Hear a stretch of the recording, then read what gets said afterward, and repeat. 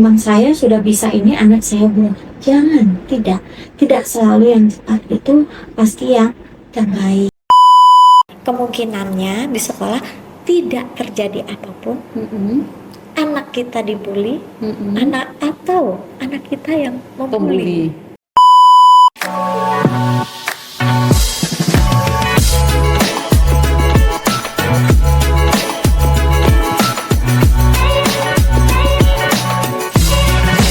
Super Kids Talk, conversations that educate, care, and empower.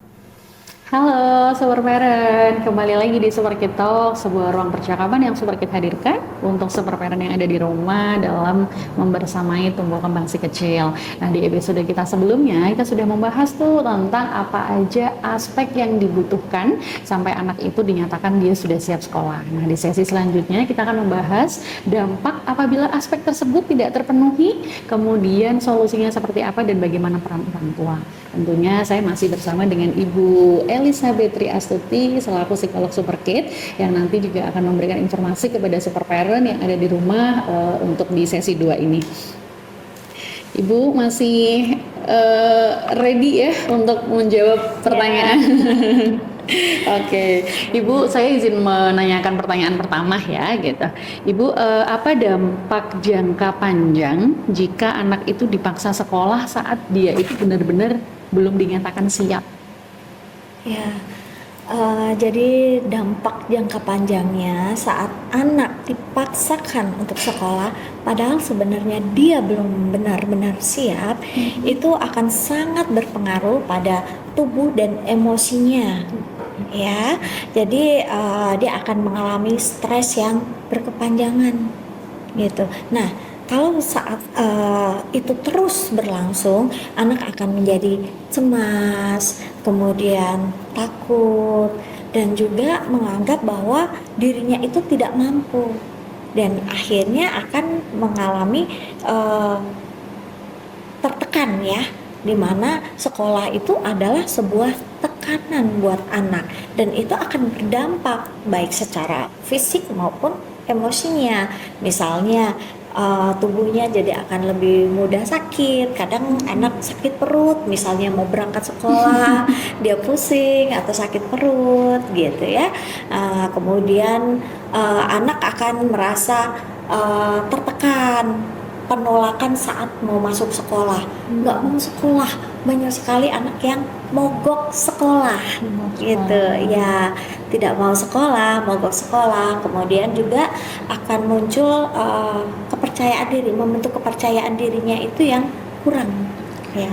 Jadi kurang percaya diri karena apa? Karena anak merasa tidak mampu, kemudian merasa tertinggal dari teman-teman yang lain, yang itu dimana anak belum mampu mengungkapkan bahasa ekspresinya. Kan untuk anak-anak masih kurang ya, dia belum mampu untuk mengungkapkan bahwa mama, aku ini lagi mengalami kesulitan loh gitu, kesulitan, aku tuh belum siap gitu, belum. Akhirnya muncul dari hal tersebut akan muncul ke perilaku, misalnya jadi mogok sekolah, kemudian mudah menangis ya, anak akan mudah menangis, nggak mau sekolah, bahkan sampai penolakan gitu, mogok gitu ya.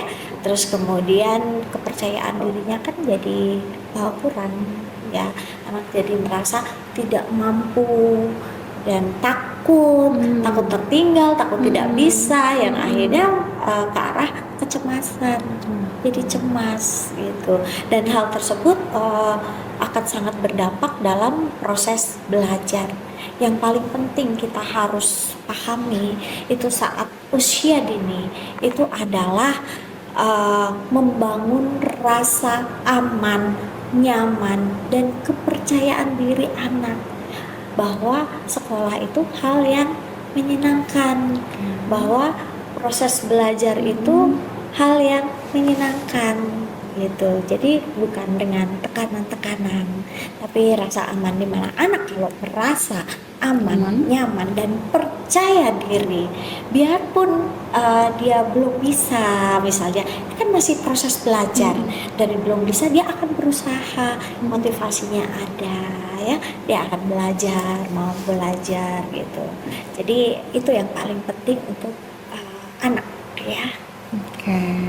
Jadi dampak jangka panjang apabila anak dipaksa sekolah padahal dia belum siap itu tadi menyangkut untuk kepercayaan dirinya gitu ya Bu ya.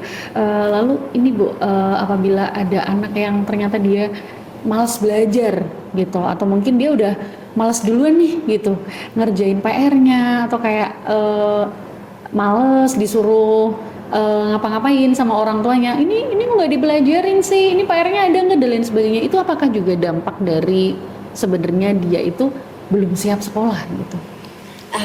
Nah ini ada dua nih kemungkinannya ya. Jadi males itu bisa karena memang pola asuh ya, dia tidak dibiasakan, mungkin dari usia dini kemandiriannya kurang ya, banyak dibantu, banyak dilayani. Jadi kan itu akan kemandirian itu kan akan sangat berpengaruh dari aktivitas sehari-hari, itu akan membentuk kemandirian saat usia sekolah, terutama saat mengerjakan tugas, tanggung jawab juga. Kalau memang misalnya pola asuhnya banyak dilayani, banyak dibantuin, segala sesuatu sudah ada sebelum dia meminta gitu kan, itu juga kan akan sangat berpengaruh gitu saat usia sekolah itu. Jadi mengerjakan sesuatu itu ya maunya dibantuin gitu kan. Faktornya untuk malas itu kan bisa karena dia pola asuhnya, karena pola asuhnya yang kurang konsisten, kemudian kemandirian dan tanggung jawab juga kurang diajarkan, atau memang anak sedang mengalami overwhelm. Nah, kan banyak orang tua yang sebenarnya nakal atau malesnya itu dalam kutip sebenarnya tidak gitu, tapi karena sekolah dari pagi sampai siang, bahkan sekolah sekarang bisa sampai jam 2 jam 3. Ya, betul. Ya kan? Setelah itu orang tua anak bukannya istirahat atau apa, tidak. Setelah ini les itu gitu ya. Pulang sudah malam, sudah capek, masih dia harus mengerjakan PR, masih harus belajar untuk misalnya kalau ada ulangan atau apa ya, belajar untuk materi besoknya gitu. Pasti setiap hari kalau misalnya seperti itu pasti anak akan merasa lelah, jenuh, capek.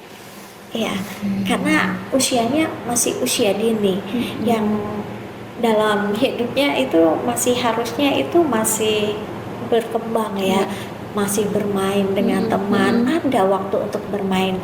Tetap boleh sekolah, boleh, mana ada nggak boleh sekolah, sekolah boleh, tapi kan waktu untuk anak bermain itu tetap harus ada gitu. Nah sekarang kan yang menjadi fenomena sekarang itu sekolah sudah seharian, pulang sekolah masih les A, les B, pulang masih harus mengerjakan ini itu gitu. Kan anak pasti kalau itu terus berlanjut, pasti anak akan mengalami overwhelm.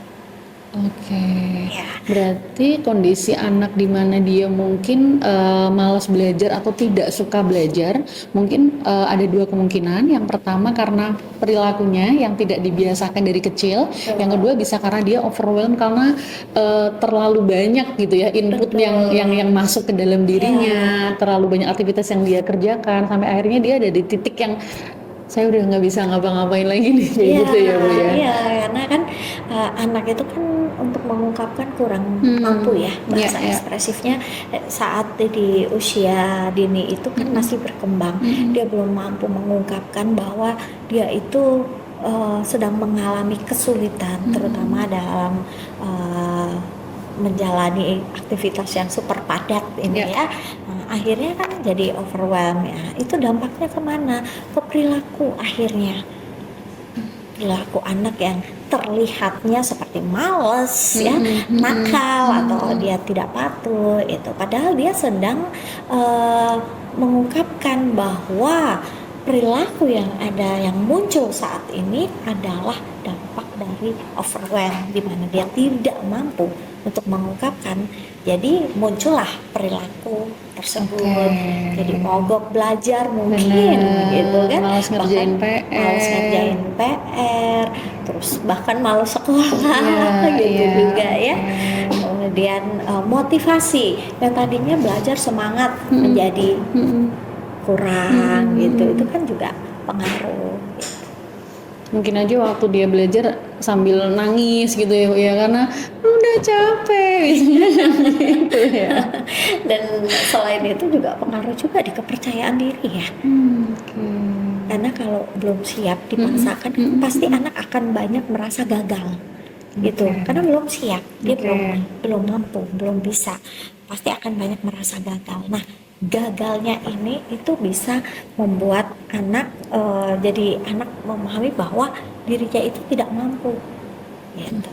Nah, itu kan akan sangat pengaruh di kepercayaan diri. Oke, berarti yang dirasakan anak ketika dia belum siap sekolah tapi dia ternyata dipaksa untuk masuk sekolah, berarti salah satunya anak bisa merasakan bahwa dirinya gagal, bahwa rasa percaya dirinya mulai turun, dia menganggap saya nggak bisa mengimbangi teman-teman dan lain sebagainya, seperti itu ya Bu. Jadi Iya. yang anak rasakan adalah dia punya rasa insecure mungkin ya? Ya, insecure jadinya, jadi tidak percaya diri. Karena kan biasanya kalau di sekolah misalnya, kan dalam satu kelas itu ada banyak anak-anak ya, sedangkan kemampuan mereka itu berbeda, Berbeda. perkembangannya pun berbeda gitu. Kalau misalnya dia belum siap, dia tapi dipaksakan harus siap gitu ya. Nah, dia tidak mampu, bahkan terkadang tertinggal dari teman-temannya. Kan kalau itu terus berlangsung, lama-lama kan anak akan merasa dirinya tidak mampu. Dia merasa dirinya itu tertinggal, gitu, gagal, gitu. Dan itu kan akan mempengaruhi emosi anak juga dan kepercayaan diri anak. Oke, kemudian Bu, apakah ada pengaruhnya perihal screen time, kemudian pola tidurnya, pola makannya terhadap kesiapan anak ini ke sekolah gitu? Karena kan zaman sekarang siapa sih gitu yang tidak menggunakan gadget sehari-hari gitu. Nah, apakah pengaruh screen time, kemudian pola tidur, kemudian pola makan itu juga berpengaruh pada kesiapan dia ke sekolah? Ya, sangat berpengaruh ya. Misalnya pola tidur, tidur yang cukup. Tidur yang cukup itu kan akan membantu anak untuk perkembangan otak ya, kemudian fisiknya juga, Oke. kemudian fokusnya ya, dan juga emosi. Karena anak kalau kurang tidur, dia dipaksakan untuk belajar yang ini, sudahlah dia ngantuk, Capek. emosi akan lebih badan juga lebih capek ya, dan emosinya juga pasti akan lebih mudah untuk nangis, mungkin marah atau apa karena dia kurang tidur ya. Kemudian kalau di nutrisi ya, pola makan gitu, pola makan sangat penting. Nutrisi itu juga membantu ya untuk perkembangan otak dan kesehatan ya. Kalau perkembangan otaknya bagus, kesehatannya bagus, belajar pun akan lebih optimal gitu. Nah, untuk screen time nih, screen time itu apakah diperbolehkan atau tidak boleh gitu ya? Kalau untuk zaman sekarang, sepertinya tidak mungkin ya kalau anak itu tidak menggunakan gadget gitu ya. Nah, tapi boleh, tapi ada batasannya gitu ya. Makanya kan kalau untuk perkembangan itu 0 sampai 2 tahun itu kan sebenarnya tidak boleh sama sekali. Ya. Nah, 2 sampai di 7 tahun itu boleh 1 jam ya. Nah, di atas 7 tahun boleh lebih karena apa? Kita lebih fleksibel karena sekolah sekarang, sekolah segala sesuatu itu dari digital ya. Kadang tugas pun dikirimnya ke situ gitu kan, informasi dengan teman, kerja kelompok, informasi apapun baik dari sekolah maupun teman juga dari situ gitu ya. Kemudian les juga banyak kan yang les online itu juga boleh, atau sekarang anak belajar ingin tahu sesuatu gitu atau ini dia bisa buka itu juga, tapi ada batasannya. Jadi kalau memang di luar untuk kebutuhan belajarnya, kalau bisa itu tetap 1 jam gitu di luar kebutuhan belajar ya. Misalnya boleh nggak main games? Boleh gitu ya. Anak sekarang dilarang tambah curi-curi Iya. gitu. Di rumah tidak, tapi saat di sekolah main dengan teman gitu. Nanti malah jadi males di rumah gitu. Boleh, tapi ada batasannya. Dan kalau masih usia dini itu didampingi. Jadi ada pendampingan dari orang tua. Bukan hanya batasan, tapi mamanya sibuk main sendiri gitu, nonton scroll apa sendiri sama aja, tapi tetap didampingi, batasan dan pendampingan gitu.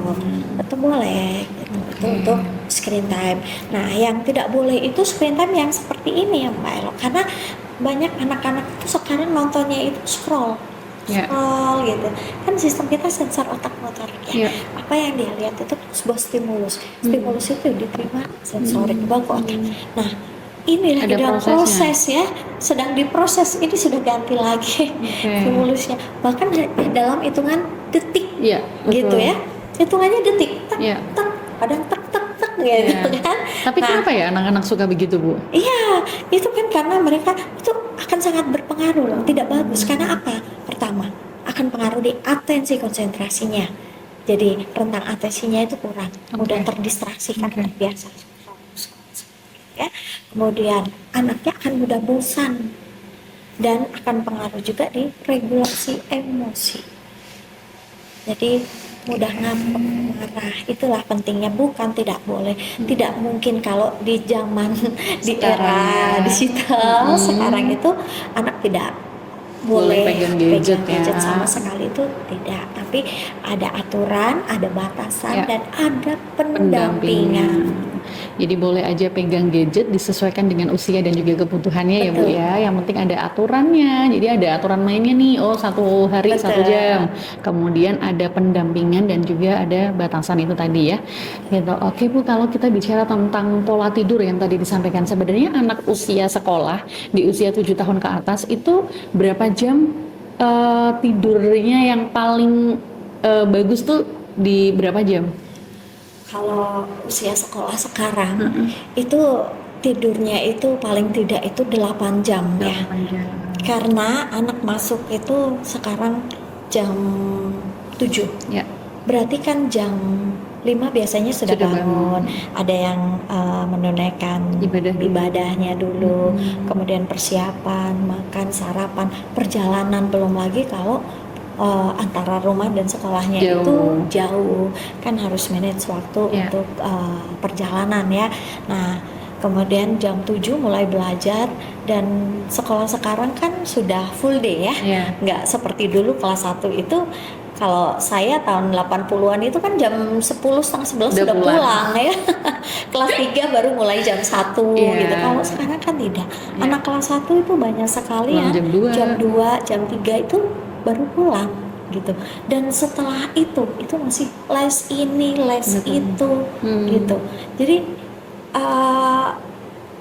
mereka itu sangat padat jadwalnya. Jadi kalau bisa les itu ya sekalian les yang bimbingan untuk menyelesaikan tugas. Jadi saat pulang ke rumah di misalnya jam 6 pulang, mereka mandi, mereka istirahat, benar-benar yang istirahat, quality time dengan keluarga, dengan orang tuanya, ya kan. Mulai ada untuk mengajarkan, selain bonding itu kan juga mengungkapkan bahasa ekspresif dan reseptif, memulai cerita, diajak ngobrol anaknya. Jangan, kamu gini tadi sekolah gimana, tadi bisa nggak, tadi dapat nilai berapa. Pertanyaannya sudah yang seperti itu. Apakah anak akan bisa mengekspresikan, mempunyai bahasa ekspresif yang bagus untuk seperti itu? Belum cerita udah ditabrak dulu sama mamanya ya. Jadi dia mau cerita kayak males gitu. Iya, jangankan yang anak-anak ya, orang tua saja kalau pulang kerja ditanya tadi di kantor ngapain, tadi ketemu siapa, tadi kerjaannya gimana, itu juga nggak enak gitu. Tapi kalau diajak sharing gitu, misalnya Dek, tadi mama di jalan macet banget loh, terus mampir ke rest area, ketemu teman mama, misalnya gitu. Terus di kantor seperti ini misalnya gitu. Dedek gimana tadi di sekolah, Dedek happy nggak? Ada cerita apa? Kan kita dulu, anak itu kan belajarnya dari reseptif dulu, baru ekspresif gitu kan. Jadi kita bangun itu seperti itu di rumah. Jadi anak akan mampu untuk mengungkapkan apa yang Dia terjadi, dia mau rasakan. bercerita. Itu sekalian belajar untuk emosi, ya kan? Seperti apa tadi gitu kan? Nah itu malam. Nah jam 8 misalnya makan malam jam 8 sudah masuk. Kan anak nggak mungkin yang masuk sudah Ya, masuk langsung tidur tidur ya? langsung tidur gitu kan, nggak kan. Jam 8 atau setengah 9 masuk, jam 9 sudah tidur, jam 5 bangun lagi gitu, supaya tidurnya itu cukup. Gitu Berarti ya. idealnya di 8 jam gitu ya Bu ya? Iya, sebenarnya itu kalau masih usia dini, usia perkembangan, itu tidur siang itu sangat penting.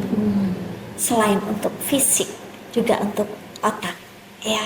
Tapi sekolah sekarang yang tidak memungkinkan, Iya, pulangnya sekolahnya jam sudah 3. jam 2 jam 3 gitu kan, bahkan sampai sore Ya, gitu kan. Nah kan nggak mungkin, kecuali seperti kalau di luar siang ada jam tidur siang. Iya. Nah kalau di sini kan tidak ada ya, hanya jam istirahat itu sekitar 15 sampai 30 menit, Ya. nggak salah ya. Nah itu kan anak harus benar-benar yang memanfaatkan waktu saat sudah di rumah itu benar-benar ya istirahat gitu. Oke. Berarti idealnya kalau malam harus tidurnya 8 jam. Kemudian kalau bisa ada waktu siangnya disuruh istirahat juga nih ya anak-anak, karena itu pengaruh ke pembentukan. Baik secara fisik, kesehatan kan anak sedang tumbuh Ya. dan berkembang Ya. gitu ya. Nah tumbuh itu kan secara pertumbuhan ya, untuk pertumbuhan tinggi badannya itu kan sangat Secara fisik. bagus ya kan. Kemudian pembentukan otak ya. Nah itu kan berkembang dari situ, bertumbuh dan berkembang gitu. Kemudian kalau dari pola makan Bu gitu, apakah anak dengan makanan dengan nutrisi yang baik itu juga bisa meningkatkan intelijensinya ya? Iya, pasti akan berpengaruh di situ. Kalau makanannya misalnya, tapi faktornya ada dua ya. Untuk intelijensi, Iya. ada faktor intern, ada ekstern. Nah, intern itu kan faktor bawaan ya. Iya. Memang ada anak, bukan berarti yang anak asupan gizinya kurang itu pasti akan bodoh. Tidak. Oke. Gitu ya. Anak yang asupan gizinya bagus pasti akan pintar. Tidak juga. Faktornya ada dua. Ada faktor intern, ada ekstern. Intern itu faktor bawaan ya. Banyak juga kok anak yang misalnya anak-anak yang kurang mampu, apakah akan selalu dia tidak kemampuannya intelektualnya kurang? Tidak. Itu faktor bawaan. Kecerdasan itu ada faktor bawaannya juga. Jadi kalau misalnya biarpun asupan gizinya kurang, tapi faktor internnya memang bawaan kecerdasannya bagus, itu juga anak tetap akan pintar ya. Gitu.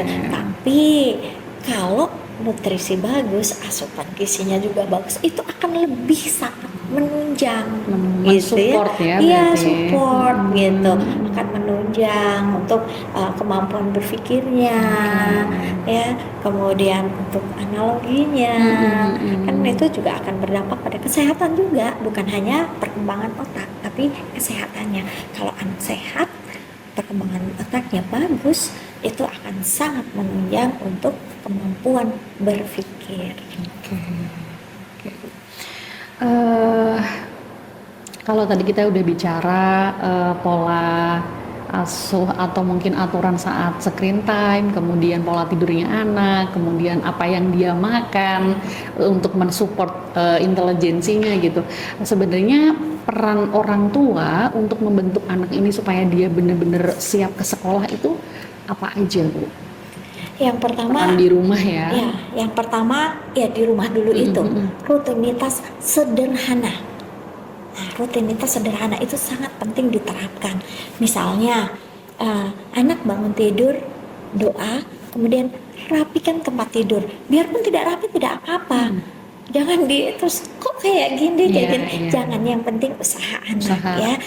Rapikan bantalnya, paling tidak bisa melipat selimutnya.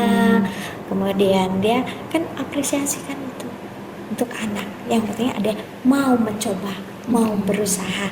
Itu rutinitas sederhana. Kemudian ajak anak bermain, ya. Ada anak bermain, kan bermain usianya masih usia bermain ya. Jangan yang hanya belajar dan belajar gitu. Jadi kita juga harus mengajak anak bermain. Bermain itu bisa bermain apa saja, misalnya ayo kita main puzzle gitu, siapa yang menang nanti dapat reward gitu. Terus misalnya itu kan akan berpengaruh juga, menanamkan oh kalau kita berusaha lebih kita bisa mendapatkan reward. Reward pun nggak selalu yang harus setiap mendapatkan pasti akan dapat reward. Tidak, reward itu harus sampai akhirnya hanya akan menjadi reward sosial yang hanya wah keren hebat gitu tanpa diberikan apapun gitu, apresiasi gitu. Nah itu bermain, terus anak juga mengenal menang dan kalah. Karena saat usia sekolah itu dia tidak akan selalu menang. Dia tidak akan selalu mendapatkan apa yang dia mau. Itu belajarnya di mana? Di rumah gitu. Kalau di rumah kita sebagai orang tua kan pasti akan banyak mengalah ya. Terus akan membentuk anaknya egosentris, self demandingnya tinggi. Jadi itu akan terbawa saat usia sekolah. Jadi dia harus selalu menang. Dia harus selalu yang jadi yang pertama. Misalnya baris pun aku maunya di depan. Misalnya main dengan teman, saya maunya menang, kalau kalah marah gitu. Nah itu kan diajarkannya di rumah. Ya. Itu bermain. Kemudian mengajak anak berbicara itu juga sangat penting. Jadi berbicara tentang hal apapun ya Bu? Iya, hal apapun itu mengajak anak untuk berbicara supaya untuk mengoptimalkan bahasa reseptif dan ekspresifnya. Anak belajar untuk mengungkapkan apa yang dia rasakan, apa yang dia inginkan, apa yang dia alami. Itu juga sangat penting ya. Nah, itu proses itu akan sangat berpengaruh ya, akan sangat penting untuk saat anak masuk usia sekolah, karena namanya anak sudah sekolah itu sudah keluar dari zona nyaman. Kemungkinannya di sekolah tidak terjadi apapun, anak kita dibully, anak kita yang membuli. Ya mungkin ya kan. Nah itu kan dia harus mengungkapkan, jadi dia tahu dan paham juga aturan ya. Karena kalau selalu ingin menang sendiri juga di rumah segala sesuatu hanya untuk dia. Dia selalu mendapatkan apa yang dia inginkan, apa yang dia mau. Nanti saat di lingkungan sekolah tidak semua anak itu akan mengikuti apa maunya. Gitu. Nah itu juga penting ya diajarkan di rumah untuk berbicara, untuk mengungkapkan keinginannya, perasaannya. Terus belajar juga dari bermain itu, belajar juga untuk sportif kan. Gitu. Namanya permainan dengan teman itu kadang menang, kadang kalah, kadang seri gitu ya. Kadang seri dan kadang main itu tidak selalu harus sesuai dengan apa dia mau. Kalau temannya si ini mau main ini dong bola, yang ini tidak mau, kan tidak harus selalu teman harus mengikuti juga. Nah itu diajarkannya dari sedini mungkin. Saat di mana? Di rumah, gitu ya. Karena pola yang terbentuk di rumah itu akan bermanfaat untuk saat anak sudah masuk usia sekolah. Jadi apa yang terjadi pada anak di sekolah, bagaimana cara dia bersosialisasi dengan teman, itu semuanya tergantung dari persiapan yang diberikan orang tuanya kepada anak saat dia masih di rumah ya Bu ya. Dan saya setuju banget bahwa anak harus diajarkan yang namanya menang dan kalah gitu. Karena ketika anak tidak tahu apa yang namanya kalah, maka semua hal yang terjadi harus sesuai sama keinginannya dia ya gitu. Dan mungkin saja apabila itu tidak dibenahi, anaknya mungkin salah satunya yang tadi disebutkan bisa jadi yang terbuli atau bisa jadi yang membuli.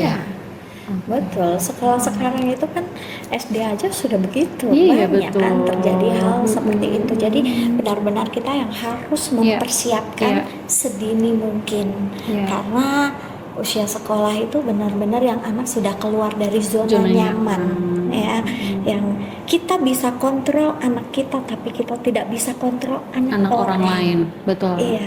Betul. Gitu. Kemudian yang mengajarkan komunikasi tadi juga saya setuju, karena kalau kita nggak mengajarkan bagaimana cara anak berkomunikasi, kita tidak pernah tahu gitu apa yang terjadi, apa yang dia rasakan dan lain sebagainya. Dan saya juga baru tahu bahwa ternyata mengajarkan komunikasi ke anak itu tadi sempat dimention oleh Bu Lisa, reseptif dulu baru ekspresif.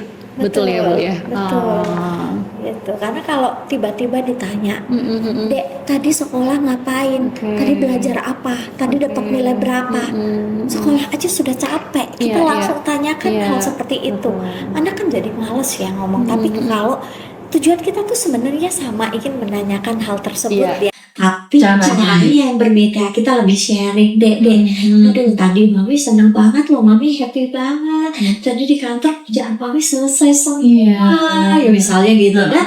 Dedek gimana tadi sekolah? Tujuannya sama kita sebenarnya. Tapi caranya kita lebih ke sharing gitu. Jadi supaya anak itu terbiasa gitu untuk sharing apapun yang terjadi, perasaan yang dia alami ya. Kadang-kadang sekolah tuh kan ada anak seneng gak kan selalu happy gitu kan. Mungkin dia sedih, mungkin dia kecewa, mungkin dia juga marah di sekolah. Itu mungkin, apalagi dengan tekanan-tekanan di sekolah ya. Dia harus mengerjakan tugas, dia harus berinteraksi dengan teman guru, dan itu tidak selalu yang akan sesuai dengan apa yang dia inginkan gitu ya. Termasuk nilai juga begitu kan. Mungkin aku sedih tadi dapatnya, misalnya dapat nilai jelek, kita tidak boleh labeling, oh kenapa nilainya jelek gitu. Gak apa, iya. Tapi tadi belajarnya, tadi sudah ngerjainnya serius ya gitu. Kalau udah serius apa-apa, kita belajar lagi yuk supaya lebih giat lagi, supaya nanti dapat nilai yang lebih baik gitu. Jadi jangan labeling langsung gimana sih gitu. Iya, jadi tetap kita apresiasi anak atas daya juangnya, motivasinya, mau berusaha itu sangat penting. Dan mungkin kalau misalnya kita mau menanyakan ke anak itu jangan langsung to the point. Misalnya tiba-tiba kita langsung nanya tadi ulangan bahasa Inggris dapat berapa. Mungkin kita boleh menanyakan ya pertanyaan yang mungkin akan membuat dia lebih happy ya. Tadi di sekolah kamu seneng gak ketemu teman-teman kamu? Kamu jajan apa aja? Mungkin hal-hal yang ringan dulu kita tanyakan ya Bu ya. Kalau dia memang udah nyaman, dia udah mulai bercerita, baru kita masuk nih ke tujuannya. Betul. Ya gitu ya.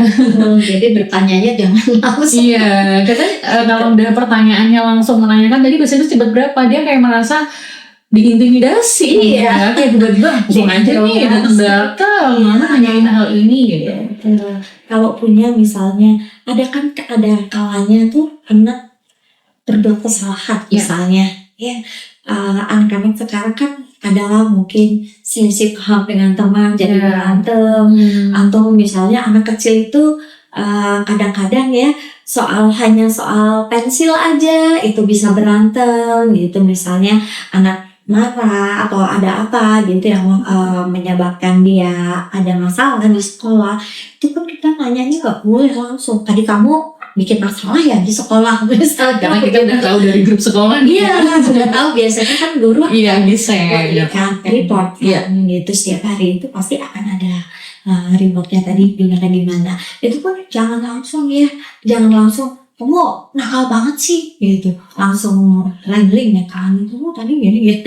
Jangan gitu, tanyakan dulu perasaan anak, tanyakan dulu apa yang terjadi, biarkan dia mengungkapkan. Jangan hanya mendengar tadi kamu katanya gini ya, ya. Jadi tanya dulu tadi apa yang sebenarnya terjadi, kasih anak kesempatan untuk mengungkapkan apa yang terjadi, apa yang dia rasakan, itu supaya dia bisa mengungkapkan. Terus kemudian kita bisa arahkan untuk belajar emosinya, kemudian belajar itu problem solvingnya gitu. Nah, itu hal seperti itu tuh sangat penting diajarkan di rumah. Oke Bu, kita kembali kepada kesiapan anak ke sekolah gitu ya. Sebenarnya misal nih orang tua merasa kurang yakin, ini anaknya udah bisa belum ya untuk masuk ke sekolah gitu, dan orang tua merasa membutuhkan bantuan. Nah, mungkin mau berkonsultasi gitu ya dengan psikolog. Nah, sebenarnya kapan orang tua itu perlu untuk melakukan konsultasi terkait kesiapan sekolah, dan kalaupun memang sudah melakukan itu, hasil seperti apa yang nantinya akan dipaparkan dalam tes kesiapan sekolah tersebut? Ya, jadi kalau misalnya orang tua atau guru biasanya banyak yang merujuk, bukan hanya dari orang tua Iya, tapi iya, dari juga gitu ya, sudah mengalami kesulitan dan itu kesulitan itu sudah konsisten Iya, iya. gitu ya. Nah, orang tua coba yuk kita sama-sama lihat dulu, kita konsultasikan dengan tenaga profesional ya untuk melihat, terus kita lakukan assessment, kita lakukan tes untuk misalnya untuk kita cek kemampuannya seperti apa. Misalnya anak kurang fokus, misal banyak sekali lah kendala, anak saya nggak fokus belajarnya gitu ya, nggak bisa fokus gitu. Atau anak saya ini sulit mengikuti pelajaran sekolah gitu ya. Nah, kita cek dulu kesulitannya itu seperti apa, karena dari hasil pemeriksaan itu nanti akan didapat kemampuan anak. Jadi kecerdasan itu kan ada kecerdasan dari verbalnya, verbal itu akademik gitu ya. Kemudian performance, dia lebih dominan mana nih, otak kiri atau kanan.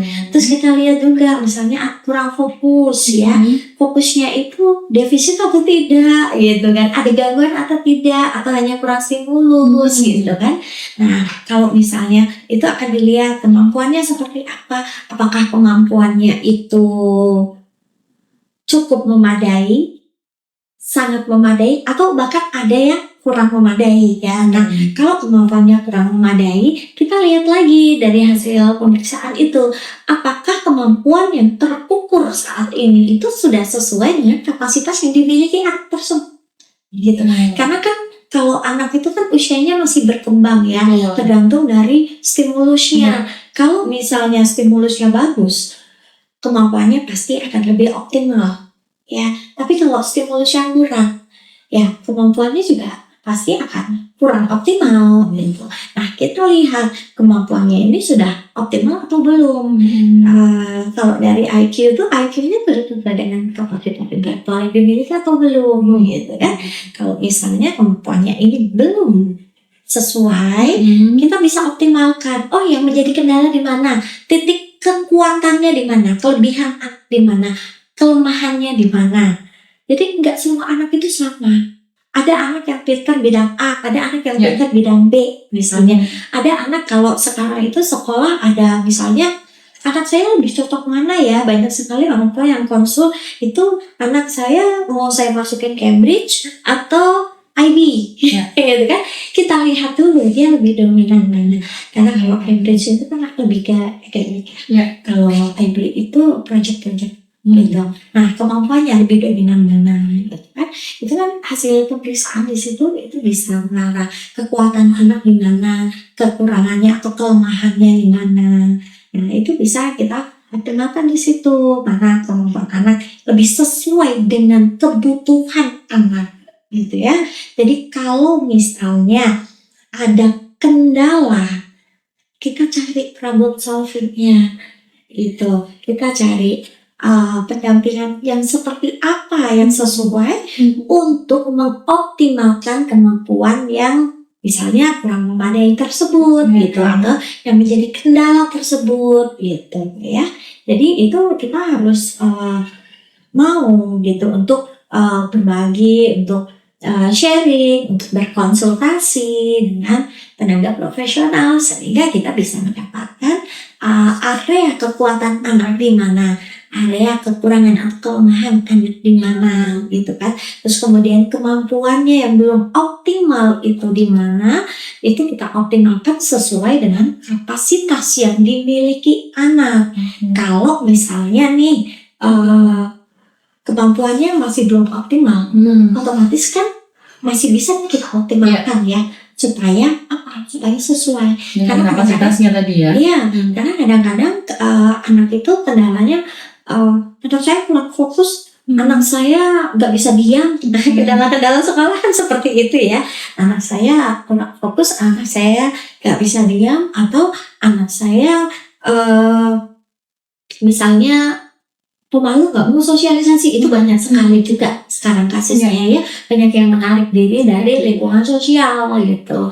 Nah, atau misalnya anak saya yang banyak sekali kendala itu, anak saya tidak bisa menangkap materi pembelajaran di sekolah. Nah, tidak bisa menangkapnya kan kita harus cek ya. Nah, tidak bisa menangkapnya itu karena stimulusnya yang kurang, yang sebenarnya dia mampu, tapi stimulusnya kurang, atau dia tidak mampu menangkap pelajaran karena memang kemampuannya itu memang kurang memadai gitu. Kalau memang karena stimulus yang kurang, kita masih bisa optimalkan. Tapi kalau kurang memadai, ya kan kapasitasnya sekian, kemampuannya sekian, apakah kita bisa mengoptimalkan harus sesuai dengan setara dengan anak usianya? Tidak. Kalau memang kapasitasnya sudah kemampuannya sudah sesuai dengan kapasitasnya. Tapi apakah dia tidak boleh sekolah? Boleh gitu. Kenapa gitu? Karena akademik itu kan penting ya. Betul. Tapi bukan yang utama. Yang utama untuk anak pertama itu kemandirian, kedua skill. Karena akademik pun nanti akan jatuhnya kan untuk masa depannya dia. Nah, anak dia pun kemampuannya kurang ya. Misalnya kapasitasnya memang batas kurang memadai ya. Nah, itu tetap kita optimalkan, tapi di bidang lain gitu ya.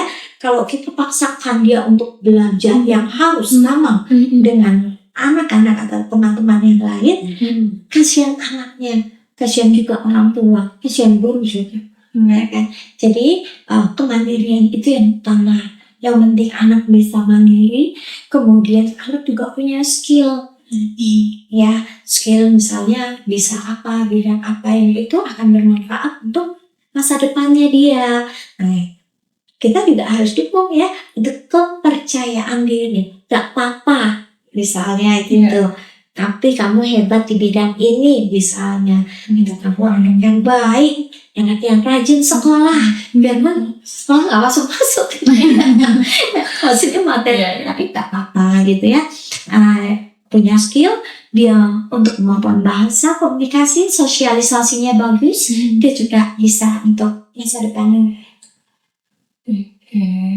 Jadi ketika orang tua sudah memutuskan untuk meminta bantuan tenaga profesional dengan melakukan konsultasi dan juga tes kesiapan sekolah ya untuk anaknya. Kemudian dari hasil tersebut didapati misalnya hasilnya anaknya kemampuannya kurang memadai. Nah itu berarti anak tetap bisa sekolah. Ya, maksudnya nggak perlu ditahan, karena belum memadai, jadi nanti dulu deh sekolahnya tahun depan.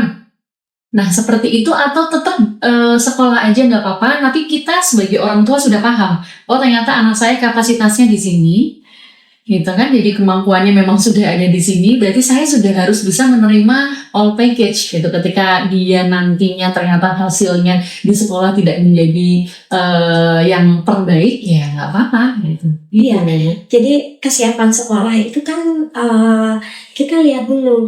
Kalau memang misalnya kemampuannya itu yang belum sesuai dengan kapasitas yang dimiliki, atau misalnya hanya stimulusnya saja yang kurang dan tidak terjadi, maksudnya tidak ada kendala yang lain dalam tumbuh kembangnya dan usianya itu masih ya, misalnya kan banyaknya yang tes kesiapan sekolah itu masih usia 5 tahun. Sudah lulus TK, anak saya sudah TKB nih, besok mau masuk SD, masih 5 tahun.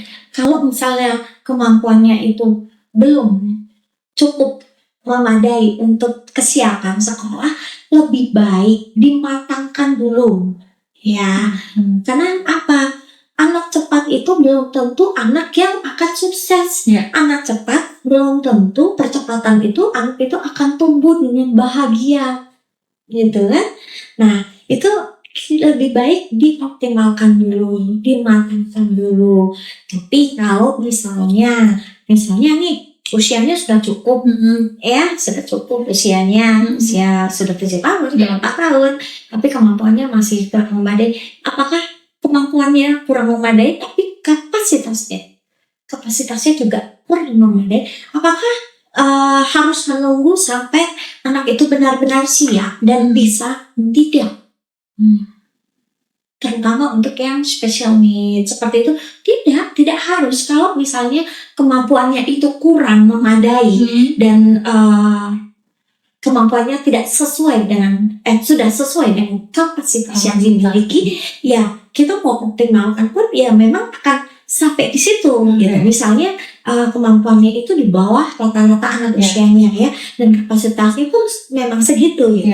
Apakah kita bisa mengoptimalkan supaya anak ini perkembangannya sesuai dengan anak usianya gitu? Tidak. Gitu ya, karena kalau misalnya memang kapasitasnya memang sekian, memang masih memang kurang memadai, ya nggak apa-apa, sekolah saja gitu.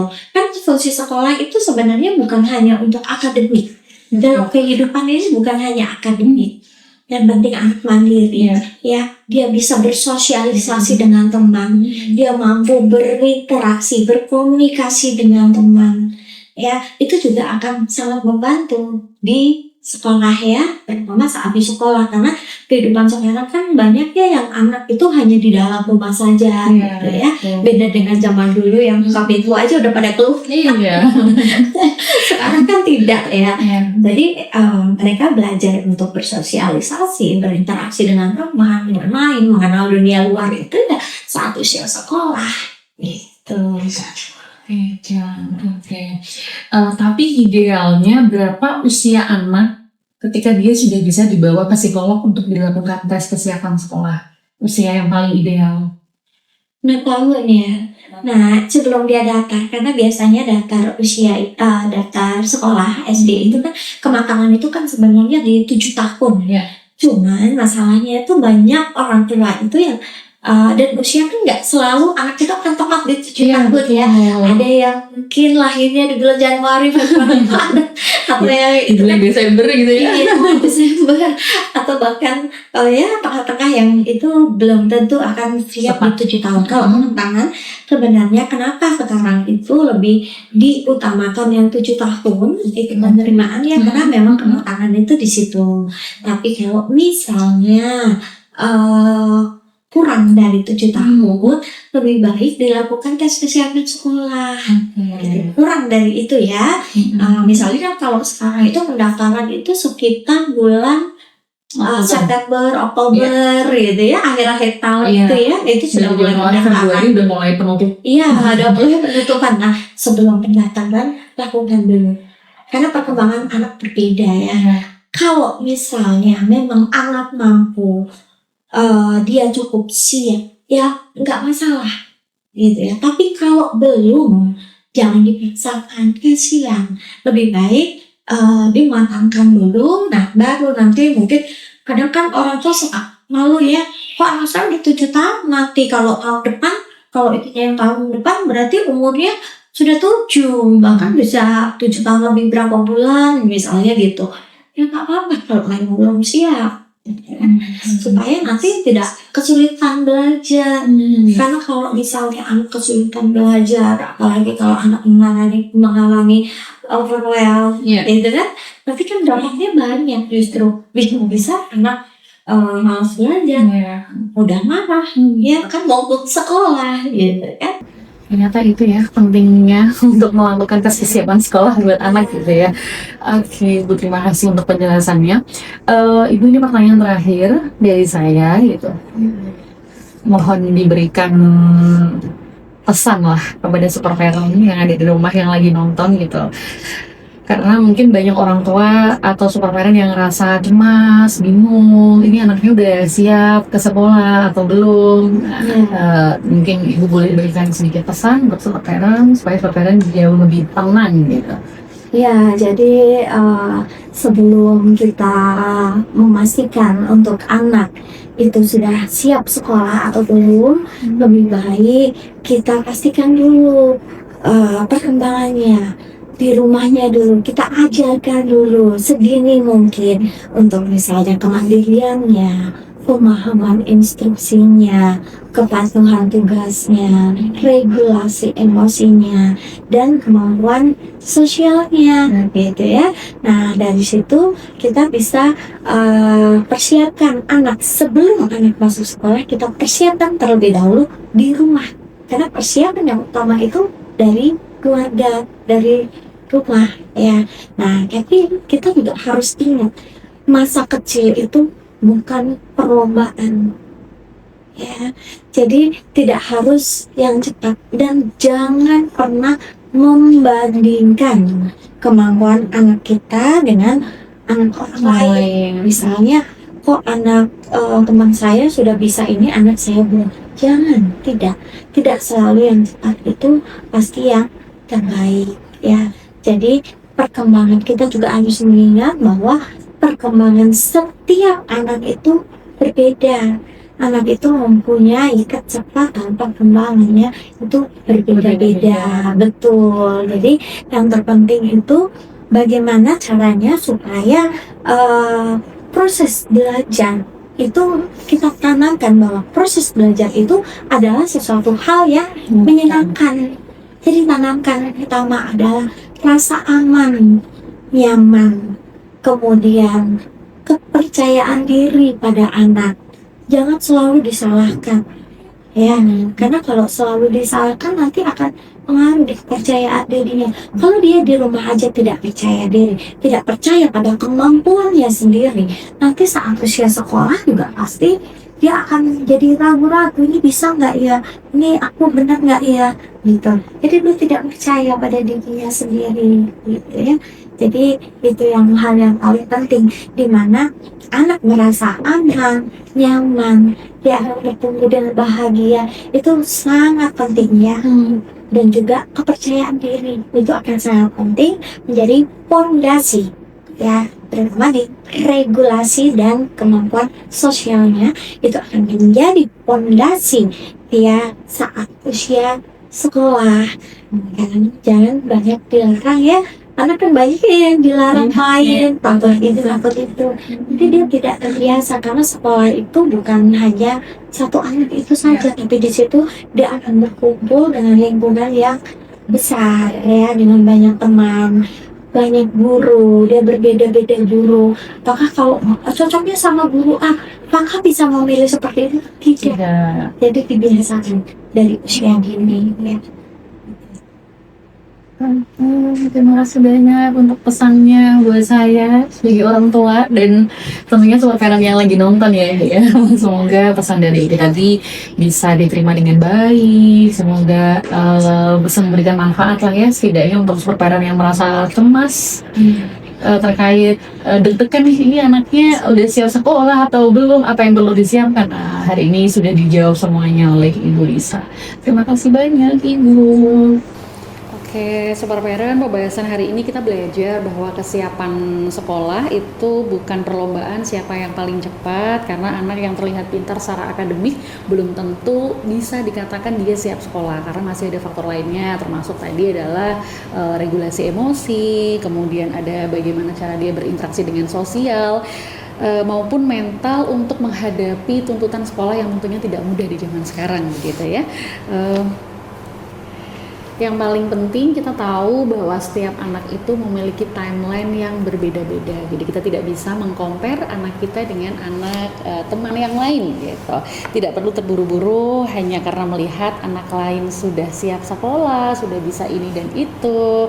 Nah, tapi kita harus paham apa yang dibutuhkan anak kita, dan apabila memang ada kekurangan, kita bisa memberikan support ataupun stimulus sebelum dia benar-benar masuk ke sekolah gitu.